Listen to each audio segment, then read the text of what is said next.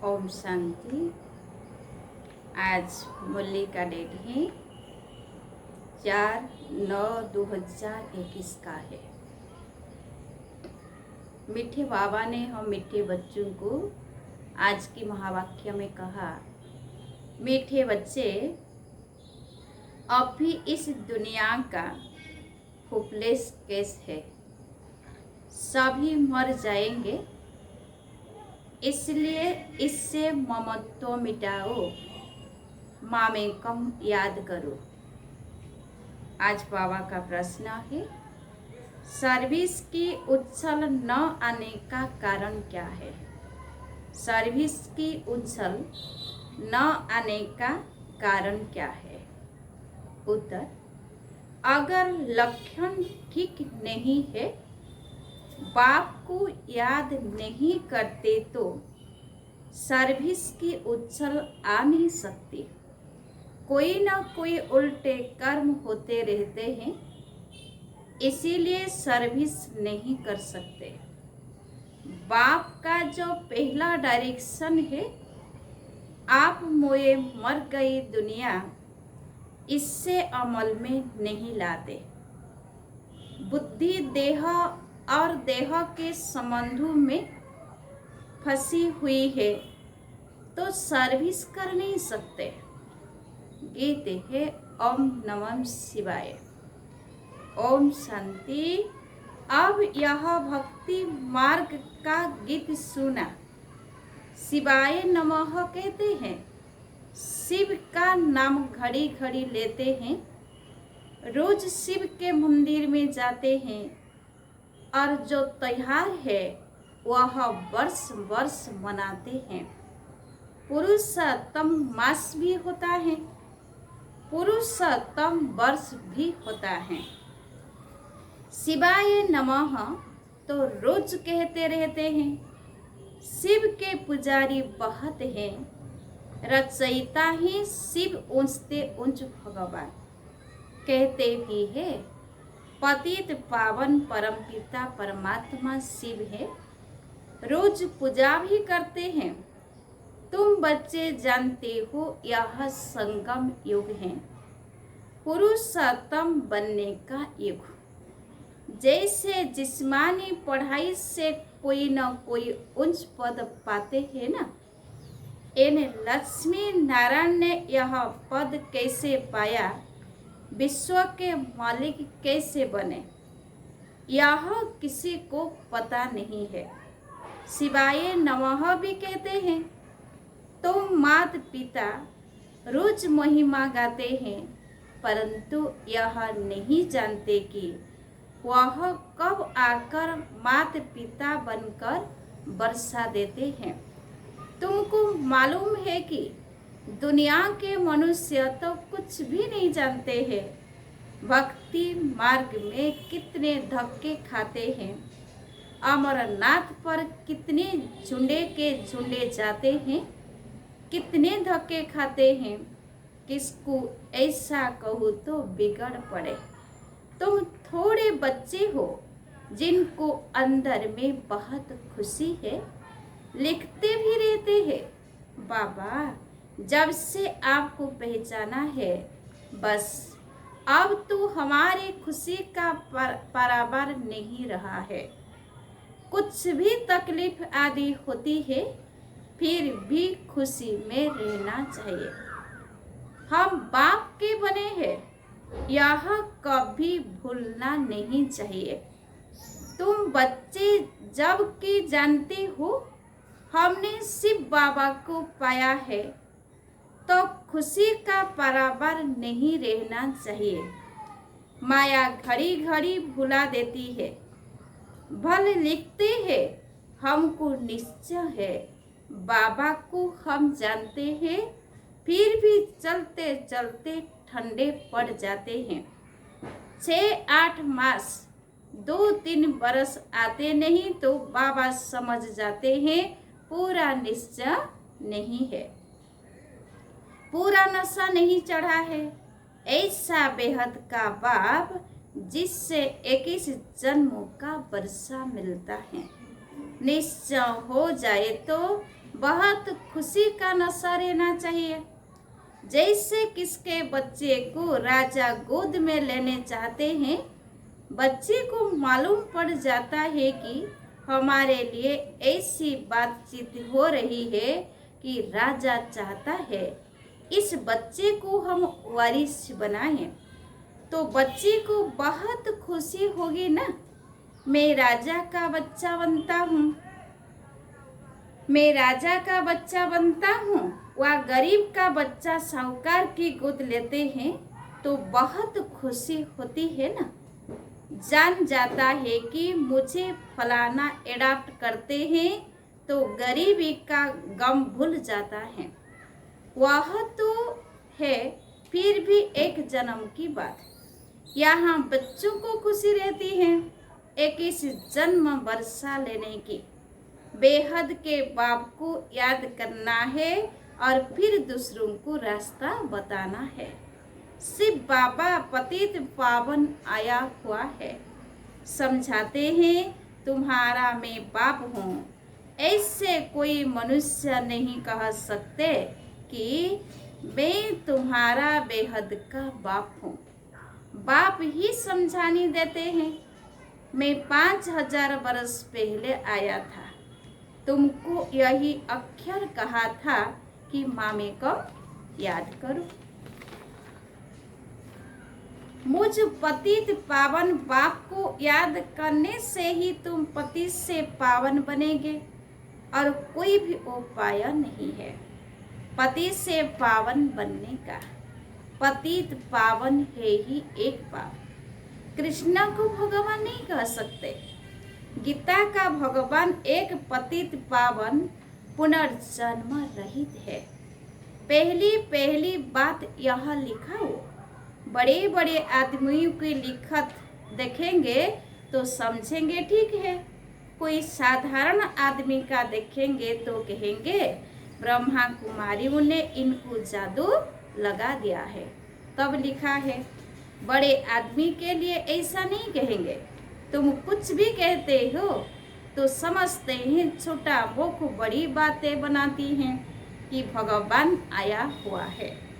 ऐसे तुम बच्चों को सिर्फ कहना नहीं है कि भगवान आया हुआ है, इससे तो कोई समझेंगे नहीं और ही हंसी करेगी।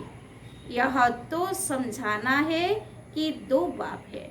पहले से ही फट से सीधा कहना नहीं है कि भगवान आया हुआ है, क्योंकि आजकल दुनिया में भी भगवान कहलाने वाले बहुत हो गए हैं। सब अपने को भगवान का अवतार समझते हैं, तो युक्ति से दो बाप का राज समझाना चाहिए। एक है हद का बाप, दूसरा है बेहद का बाप। बाप का नाम है शिव।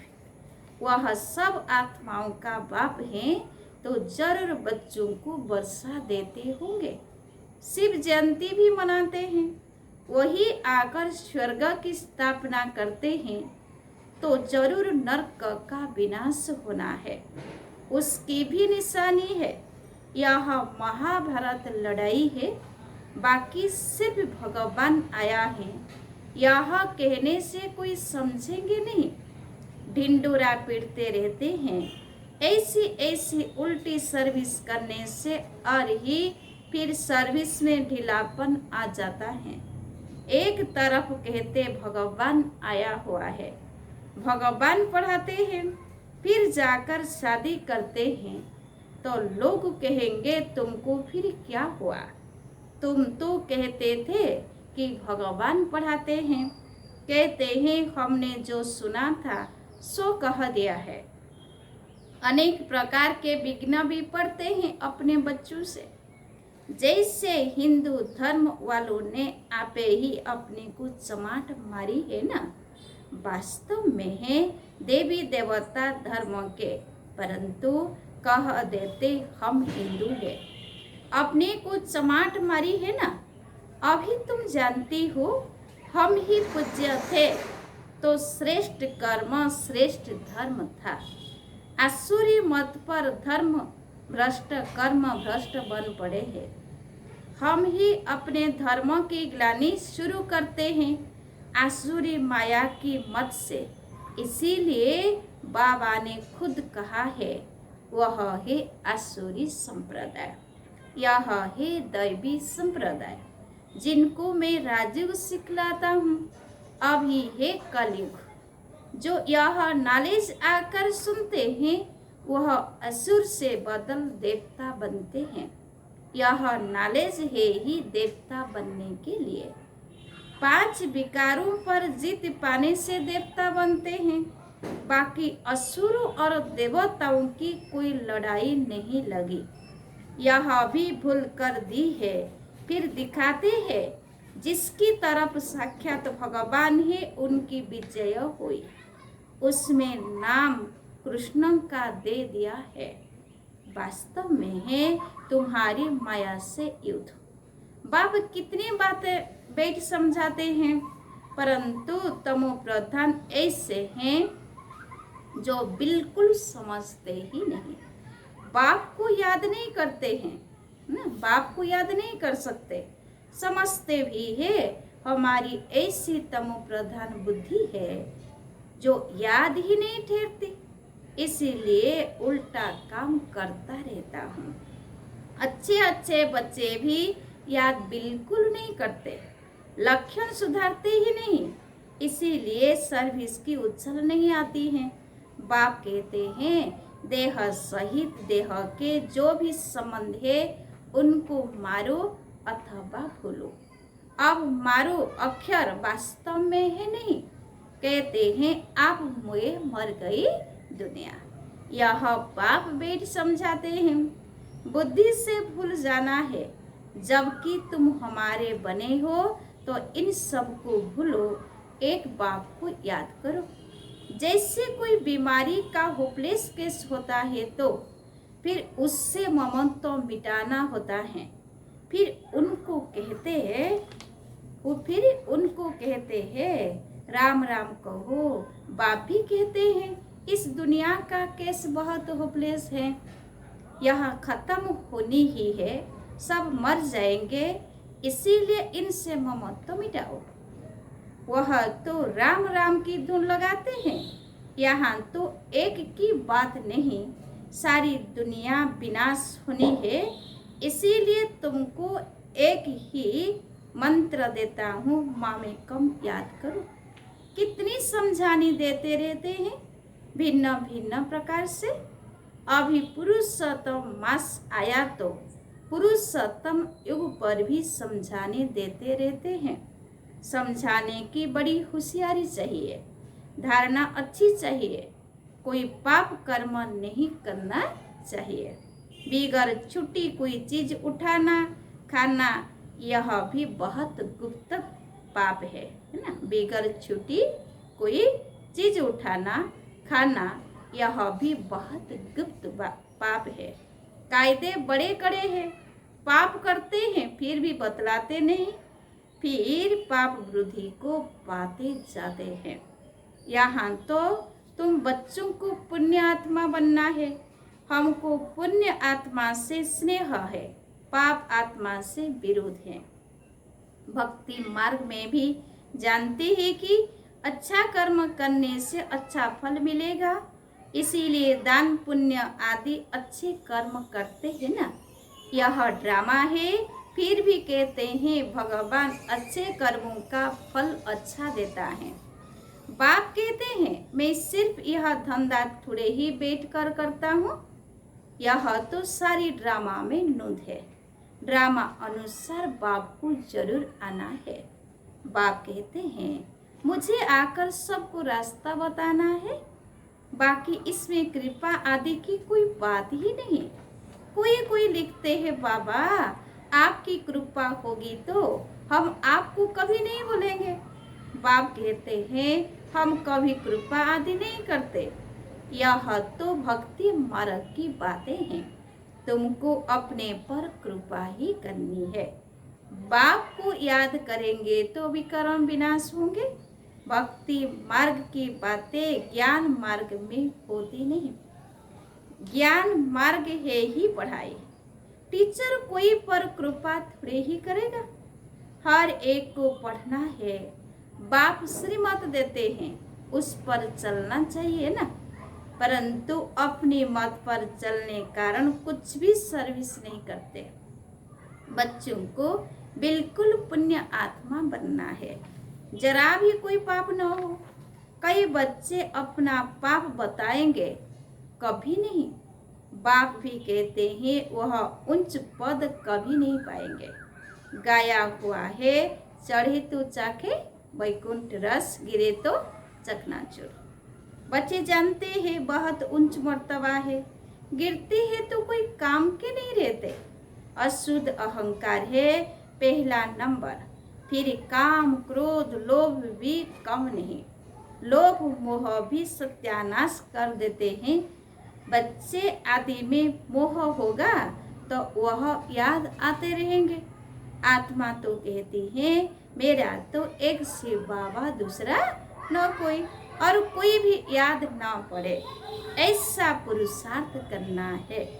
यह सब तो खत्म होना है। बिना सामने खड़ा है, वर्षा तो ले नहीं सकेंगे। इनमें क्या मोह रखना है? ऐसे ऐसे अपने साथ बातें करनी है। सारी दुनिया को बुद्धि से भूलना है। यह तो सब खत्म होना ही है।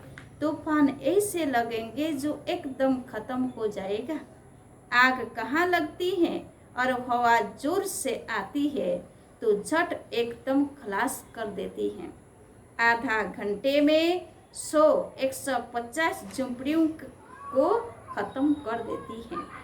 तुम जानते कि इस भंभुर को आग लगनी ही है, नहीं तो इतने सब मनुष्य कैसे मरेंगे? जो अच्छे बच्चे हैं, लक्षण भी अच्छे हैं तो सर्विस भी अच्छी करते हैं। तो बच्चों को नशा रहना चाहिए, पूरा नशा तो अंत में रहेगा। जब कर्मातीत अवस्था हो फिर भी पुरुषार्थ करते रहते हैं। बनारस में शिव के मंदिर में तो बहत जाते हैं, क्योंकि वह है उच्च से उच्च भगवान। वहाँ शिव की भक्ति बहुत है। बाबा तो कहते रहते हैं वहाँ उनको जाकर समझाओ। यह शिव भगवान इन लक्ष्मी नारायण को यह वर्षा देते हैं। संगम पर ही यह वर्षा उनसे मिला हुआ है। यह समझाने से फिर ब्रह्मा सरस्वती की भी समझानी आती है। चित्रों पर बड़ा क्लियर समझा सकते हैं। इन्हों को यह राज्य कैसे मिला? इन लक्ष्मी नारायण के राज्य में भक्ति मार्ग था नहीं। कहेंगे भक्ति तो अनादि है ही। अभी तुमको कितनी नॉलेज मिली है तो नशा चढ़ना चाहिए ना। हमको भगवान पढ़ा रहे हैं 21 जन्मों का राज्य भाग्य देने के लिए। तुम स्टूडेंट हो ना, जिसको निश्चय होगा यह ब्रह्मा कुमारियाँ जिस द्वारा सुनकर हमको निश्चय बिठाती हैं, वह खुद क्या होगा? वह खुद क्या होगा? ऐसे बाप से तो पहले मिले है ना। बाबा ने क्या कहा? जिसको निश्चय होगा यह ब्रह्मा कुमारियाँ जिस द्वारा सुनकर हमको निश्चय बिठाती है, वह खुद क्या होगा? ऐसे बाप से तो पहले मिले। जब तक पूरा निश्चय नहीं होगा तब तक बढ़ेगा नहीं। निश्चय वाला ही झट भागेगा। ऐसे बाप के पास हम जाकर मिलेंगे, छोड़ेंगे नहीं। बस बाबा हम तो आपका बन गया, हम जाएंगे नहीं। गीत भी है ना, चाहे प्यार करो चाहे ठुकराओ, यह दीवाना तेरा दर नहीं छुड़ेगा। फिर भी बिठा तो नहीं सकते, सर्विस पर भेजना पड़ता है। गृहस्थ व्यवहार में रहते कमल फूल समान बनना है, ऐसे लिख कर भी देते हैं। फिर बाहर जाने से माया की चक्री में आ जाते हैं। माया इतनी प्रबल है, माया के बहुत बिखना पड़ते हैं। छोटे से दिवे को माया के तूफान कितने आते हैं। इन गीतों का भी सार बाप आकर समझाते हैं। तुम्हारा पुरुषोत्तम योग चल रहा है, भक्तों का पुरुषोत्तम मास चला गया। बाप कहते हैं इस संगम युग पर ही मैं आता हूँ पतितों को पावन बनाने। समझाने कितनी अच्छी है। अच्छा, दिन प्रतिदिन सेवा की वृद्धि के लिए नई नई युक्तियाँ निकलती रहेगी, है ना। दिन प्रतिदिन सेवा की वृद्धि के लिए नई नई युक्तियाँ निकलती रहेगी, अच्छे अच्छे चित्र बनते जाएंगे। कहते हैं ना, देर पड़े काम दुरुस्त होते हैं, तैयार माल मिलता है जिससे फट से कोई समझ जाए सीढ़ी बहुत अच्छी है। इस समय कोई यह नहीं कह सकते कि हम पावन है। पावन दुनिया सतयुग को ही कहा जाता है। पावन दुनिया के मालिक यह लक्ष्मी नारायण है। अच्छा, मीठे मीठे सिके लधे बच्चों प्रति माता पिता बाप दादा का याद प्यार और गुड मॉर्निंग। रूहानी बाप की रूहानी बच्चों को नमस्ते। हम रूहानी बच्चों की रूहानी बाप दादा को याद प्यार और गुड मॉर्निंग। नमस्ते नमस्ते नमस्ते। धारणा के लिए मुख्य सार पॉइंट नंबर 1, जरा भी कोई बड़ा अथवा सूक्ष्म पाप न हो, इसको बहुत बहुत ध्यान रखना है। कभी कोई चीज छिपा कर नहीं लेनी है। लोभ मोह से भी सावधान रहना है ना। लोभ और मोह से भी सावधान रहना है। पॉइंट नंबर 2, अशुद्ध अहंकार जो सत्यानाश करने वाला है उससे त्याग देना है। एक बाप के सिवाय दूसरा कोई भी याद न पड़े, यही पुरुषार्थ करना है। वरदाता बाप का आज का वरदान है, सूक्ष्म संकल्पों के बंधन से भी मुक्त बन, ऊंची स्टेज का अनुभव करने वाले निर्बंधन भव।